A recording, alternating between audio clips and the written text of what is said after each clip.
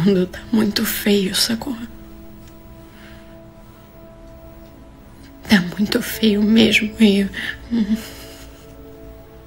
parece que todo mundo tá de boa com isso. O ódio. O nível de ódio.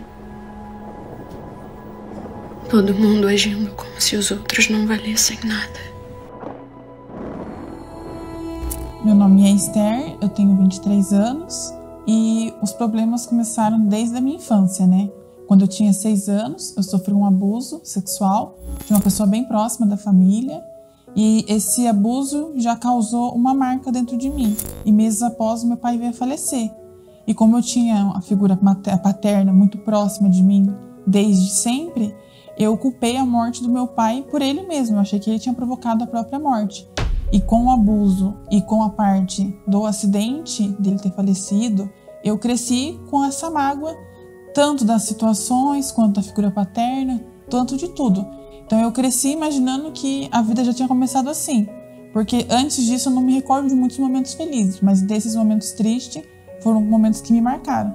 E como pessoas que fizeram isso, eu sempre pensei que as mesmas pessoas que tinham feito eu sofrer, tinham que sofrer também. Inclusive, o meu pai, que já tinha falecido. E daí eu me refugiei nos estudos. Não era uma menina que causava, briguenta, nada. Eu sempre fui uma menina muito quieta, muito pacífica, porém muito retraída. E desde cedo já tinha sintomas de depressão, né? Porque eu me batia bastante, puxava o cabelo quando alguma coisa fugia do meu controle. Às vezes dava alguns murrinhos na perna.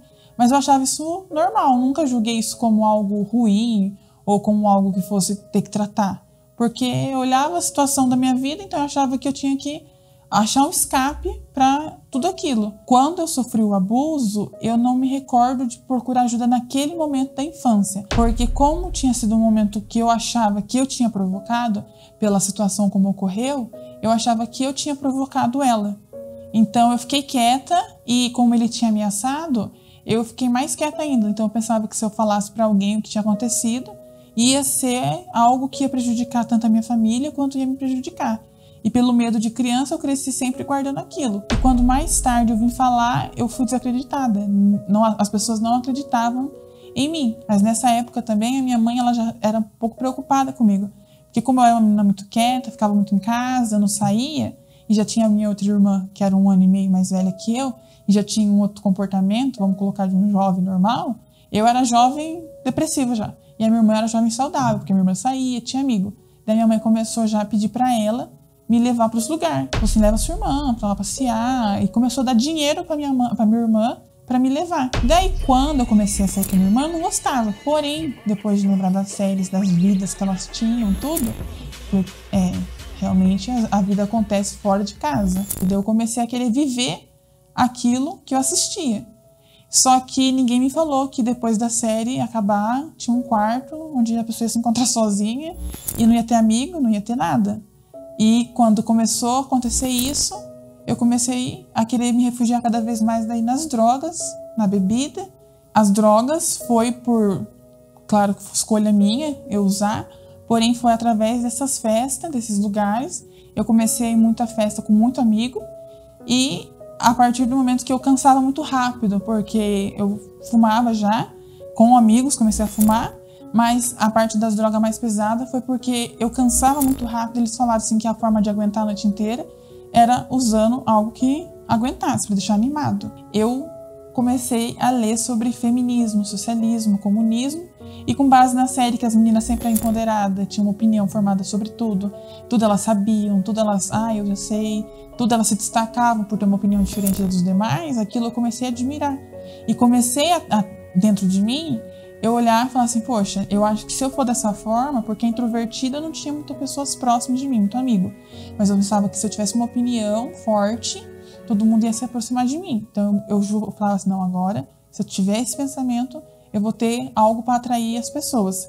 E com as pessoas que eu comecei a conviver, todas concordavam comigo, todas tinham uma opinião formada, eu pensei, poxa, realmente o que é ensinado na escola é muito pouco perto do que eu posso aprender para fora.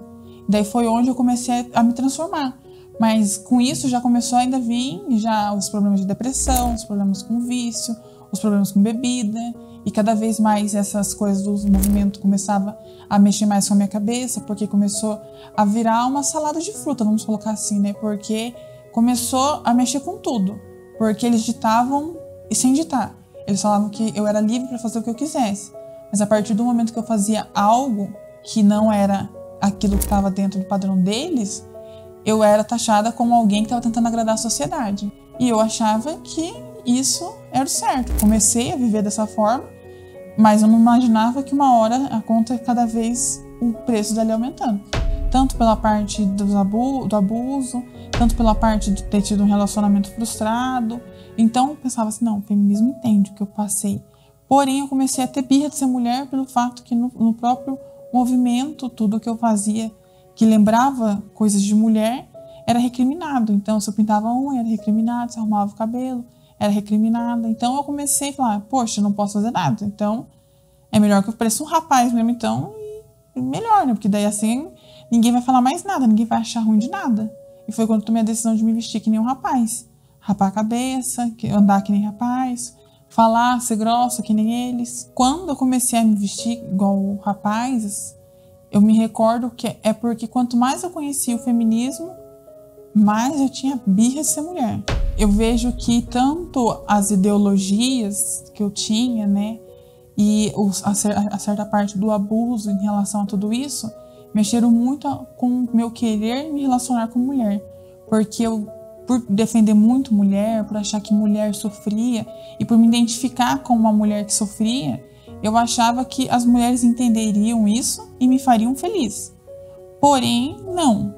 Tinha muita briga e não resolvia nada, né? Tanto porque eu já vinha com esses problemas e elas também já vinham com bagagem cheia de problema. Porque, na realidade, infelizmente, a maioria é o mesmo padrão. Tem um abuso, tem alguma mágoa de homem e quando todo mundo se envolve, acaba que a mágoa vira uma coisa que todo mundo tem que resolver. Você tem que resolver minha mágoa, eu tenho que resolver sua mágoa. E eu queria que elas fizessem isso. E elas também queriam que eu fizesse isso para elas. Mas nunca tive felicidade, nunca tive alegria. Eu achava, sim, que se eu encontrasse a menina certa, se eu encontrasse... Eu até pensava, às vezes, que se eu morasse junto, tentasse fazer vida, daria certo, mas nunca deu certo. Graças às séries americanas, né, infelizmente, eu descobri a automutilação. E eu me recordo, daí eu comecei a fazer, mas não com um gosto. Aquilo aliviava muito, mas eu não gostava de início. E virou também um vício a automutilação, porque daí já não importava muito o lugar. Chegava, às vezes, eu sair de festa para ir embora para minha casa. Perto da minha casa tinha uma padaria, eu ia na padaria de manhã, 7 horas da manhã, todo mundo comprando pão e eu comprando uma lâmina para chegar em casa e me cortar. E isso foi se intensificando. Mas a minha mãe, nessa época, ela já não aceitava muito mais o meu comportamento, porque comecei a ficar uma menina agressiva. Às vezes saía na sexta, voltava na segunda. Comecei a sair, ficar semana fora de casa. Tudo por causa de festival, tudo por causa de rave. E comecei a viver cada vez mais intensificadamente. Falava que tinha que viver. Foi quando eu passei uma noite usando muita droga. E daí eu acabei me jogando assim, caí e bati a cabeça. E daí no que eu caí e bati a cabeça, minha boca começou a espumar, eu tive um início de overdose. E ali foi uma das primeiras, né? Porque depois eu descobri aonde jorrava muito sangue na parte do corpo. Da hora que começou a sangrar, a pressão começou a baixar. E daí ali veio um medo. Sempre quando eu começava a tentar fazer alguma coisa, saía muito sangue, eu ficava falando assim, não, eu vou me matar, eu vou jogar da ponte. Vinha, na hora ali, nos minutos assim que eu estava prestes a decidir, sempre vinha uma sensação muito ruim, ainda não queria mais aquilo. Eu fui me afundando a ponto de morar com algumas meninas e elas não tolerarem mais elas pegarem e me mandarem embora. Porque eu me tornei um ser humano detestável para viver, porque eu chegava a hora que eu queria, pagava a conta que eu quisesse, comecei a tirar dinheiro das contas para usar droga, eu comecei a usar dinheiro para fazer as coisas, comecei a me prostituir como se fosse algo normal e queria que elas aceitassem. Só que elas defendiam tanto aquilo que eu nunca achei que elas iam achar ruim. Eu assim, não, agora elas entendem meu estilo de vida, são minhas escolhas, mas quando elas começaram a ver cada vez com mais crise de ansiedade, com mais crise de depressão, elas já não queriam lidar com aquilo já era demais para elas. Elas falavam que elas tinham os problemas delas, que aquilo era demais. Tanto que elas me mandaram embora por uma mensagem do WhatsApp. Elas trocaram a fechadura e simplesmente colocaram minha bolsa para fora e mandaram a mensagem: você está indo embora. Mas é porque na minha cabeça elas eram obrigadas a me aceitar do jeito que eu estava, e também elas achavam que eu tinha que aceitar todas as escolhas delas. E através dessa ida mandada embora, né, convite para se retirar, eu me senti cada vez mais perdida, né, sem propósito, vamos colocar assim. E nisso eu já estava fumando muito mesclado, que era pedra misturada com maconha. E nisso eu achava normal, porém, cada vez mais eu queria algo forte. Então, cada vez a minha mente ela ficava: isso não deu certo, vamos para outra, isso não deu certo. Foi quando elas me apresentaram a pedra. E daí foi vamos colocar aí começou o meu fundo de poço. Porque foi muito rápido o uso da pedra. Foi algo que meio que foi instantâneo. Eu recordo que eu cheguei na igreja em fevereiro e eu comecei a usar pedra no finalzinho de outubro. Então, de outubro a janeiro foram meses assim que eu vivia fissurada atrás de fumar um mesclado, uma pedra, alguma coisa daquele nível forte que, como fala, né, que a brisa fosse tão forte que fizesse eu esquecer meu nome, que eu fizesse esquecer tudo e que eu viajasse e esquecesse dos meus problemas. Durava 3 minutos, mas pro vício que eu tinha era o suficiente. Mas daí foi quando elas me mandaram embora e eu fui para casa da minha mãe. Eu saí assim, desorientada. Eu me recordo de falar que se eu pudesse, eu teria nascido de novo, porque a vida que eu tava levando, não sei, eu não lembro, eu não me recordo a certas das palavras que eu disse, mas eu queria ter nascido de novo. Eu queria começar do zero. E foi quando eu falei isso, voltei para minha casa, daí fiquei alguns dias sem tomar banho. E no dia 11 eu ouvi a programação da Igreja Universal. Aconteceu o quê? Eu estava em casa alguns dias, né, sem tomar banho, sem nada. Eu deitei para dormir. Era uma segunda de manhã, deitei para dormir. Só que o rádio da minha mãe liga sozinho. E minha mãe escutava a programação da rádio, eu não. A hora que o rádio ligou, eu falei: eu não vou ligar. Porque bateu um sono na hora que eu escutei a palavra de a oração, deu um sono em mim. Eu falei assim: não vou ligar, eu vou levantar para desligar, deixar ele ligado. Só que daí aquele pastor, começou a gritar, começou a falar, começou ali a falar com intrepidez através do rádio, aquilo que eu já... Eu falei: o que é isso? Eu falei, não entendi, eu fiquei com raiva na realidade. Fiquei com raiva, falei assim, e ele desafiando a minha dor, desafiando a minha situação, e eu falava assim: ele não entende nada que eu tô passando, como assim ele tá falando que vai mudar? E foi quando eu fui na igreja, conforme foi orientado. Naquele mesmo dia, eu fui para a igreja. Chegando na igreja, eu já senti uma diferença de imediato. Eu não esqueço nem a data que eu fui, não esqueço a reunião, não esqueço nada daquele dia. Porque ali eu não tive o meu encontro com Deus, mas ali eu fui atrás de uma nova vida. E nessa nova vida, eu falo que não foi como eu esperava, porque eu não consegui esperar nada, mas foi aquilo que eu precisava. Eu comecei a entender o que era pecado, eu comecei a entender aquilo que não agradava a Deus. Eu comecei a entender que o meu comportamento, todas as decisões que eu passei eram frutos das minhas escolhas, que Deus não tinha nada a ver com aquilo. Eu achava que o sofrimento era culpa de Deus. Não, pelo contrário, Deus nunca se agradou com o meu sofrimento. Mas dentro de mim tinha aquela voz que não ia dar certo, que era melhor desistir, que eu estava perdendo tempo, que uma hora eu ia cansar, que era passageiro. E essas vozes, às vezes, eu escutava alguém realmente fazendo esses comentários e não ajudava. Mas eu estava ali firme fazia 1 ano. Porque eu falei que se não mudasse, em 1 ano, eu mesma iria tirar minha própria vida e iria colocar a culpa na igreja. Mas, através da obediência, eu falo que dias para mim foram semanas. Com as mudanças acontecendo, para mim era notório, porque eu já não tinha mais desejo de automutilação, não tinha desejo por mulher, não tinha desejo pelas drogas. Então, quando eu tomei a decisão de me batizar nas águas, foi uma decisão racional, porque era fruto da obediência. Foi quando essas pessoas que eu convivi a vida inteira pregando sobre a liberdade, elas começaram a pregar contra mim. Que eu estava sendo refém da igreja, que eles tinham feito uma lavagem na minha cabeça. E realmente fizeram, né? Porque limparam aquilo que tinha dentro de mim. Aquilo tudo que eu tenho certeza que sempre me contaminou, que era a mágoa, os maus olhos contra mim mesma, foi, cara, através da libertação, coisas assim surreais que foram acontecendo.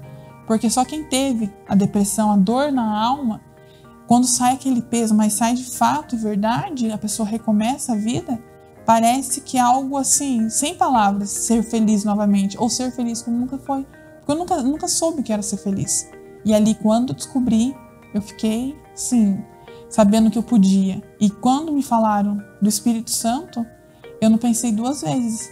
Eu falei assim, o que tem que fazer para receber o Espírito Santo? E foi quando veio o propósito do jejum de Daniel. Mas, além do jejum de Daniel, eu fiz um sacrifício. Eu sacrifiquei muitas coisas, sacrifiquei roupa, eu coloquei no altar muitas coisas. Ninguém me pediu nada, foi o próprio Deus que me pediu tudo aquilo.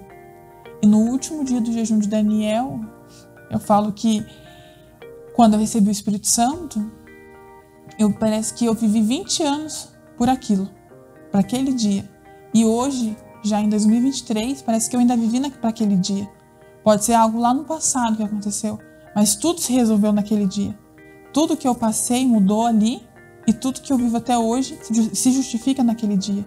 Porque ali eu conheci quem me amava de fato, de verdade, que não era alguém que eu precisava agradar. Eu nunca agradei a Deus da forma como Ele merecia. Pelo contrário, eu envergonhei mais o nome dele. Mas quando eu fui sincera, fui simples, porque Deus foi tão simples comigo, Ele foi tão misericordioso e deu o Espírito dele para mim. Hoje eu não tenho nem palavras para descrever o que eu vivo. Eu não tenho, porque antes tudo justificava na alegria que alguém tinha que me fazer feliz. Hoje já não. Eu quero fazer as pessoas felizes. Mas não por causa de mim, não a alegria que sai de mim, mas a alegria que vem do Espírito Santo. Hoje eu amo honrar minha mãe. Hoje eu amo tratar minha mãe bem. Eu gosto que as pessoas me elogiem para ela, elogiem algo que ela me incentivou a fazer. Eu gosto de replicar as coisas que ela faz, fazer uma receita que ela gosta. Eu gosto de dar presente à minha mãe, coisas que eu nunca gostei de conviver com a minha mãe. Agora eu tenho prazer nas coisas com a minha mãe. Mesmo a gente não morando junta, mas ainda assim, tudo com a minha mãe é um prazer. A minha mãe é um exemplo de mulher de Deus para mim hoje. A Força Jovem, ela me ajudou mais para desenvolvimento. E graças a esse projeto, eu posso falar com propriedade para algumas pessoas e chegar em alguns lugares que talvez a igreja não consiga chegar, né? Porque nas escolas mesmo a gente conversa com os adolescentes que estão lá dentro, e eu me identifico com alguns que usam de escape algumas situações que eu usava, e eu vejo já ali alguns traços que lembram o que eu passava. Então, para mim, hoje o help é realmente, não vou julgar, eu vou ajudar. E hoje eu uso as minhas marcas para isso, né? Me questiono, né? Você tá aí na igreja, às vezes, que já participou alguma vez do Força Jovem, ou vem, às vezes, no Força Jovem, e acha que essa reunião não é para você. Você fala, esse projeto, esse grupo, não é para mim. Não tem nada que eu vá me identificar dentro do Força Jovem. Talvez você venha com os mesmos pensamentos que eu. E acredite, enquanto eu tive uma mente fechada para o Força Jovem, realmente o Força Jovem nunca foi para mim. Mas quando eu dei a oportunidade de conhecer a reunião do Força Jovem com a proposta qual ela é para mim, para jovem, para você que está ouvindo, com certeza jovem, eu tenho certeza que a sua vida vai dar uma virada de chave. E você vai ver, as reuniões vão te ajudar e vão fazer toda a diferença. Se envolver num projeto, se envolver numa tribo, só vai te fortalecer espiritualmente.